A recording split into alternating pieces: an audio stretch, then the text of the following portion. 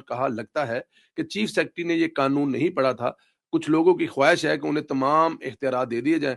یہ الگ قانون بنا کیسے اور بنایا کیسے گیا؟ اس کا مقصد کیا ہے؟ معاملہ سول کورٹ میں زیر سماعت ہے تو ریونیو آفیسر کیسے قبضہ دلوا سکتا ہے؟ چیف جسٹس عالیہ نیلم نے کہا آپ نے عدالتی سپریمیسی کو ختم کر دیا. آپ کا بس چلے تو آپ آئین کو معطل کر دیں. اگر آپ کے گھر کا قبضہ ڈی سی کسی کو بھی دے دی تو آپ کے پاس اپیل کا حق بھی نہیں ہے. چیف جسٹس نے مزید ریمارکس دیے کہ کمیٹی ممبران کہتے ہیں کہ 10 سال سزا بھی دیں گے.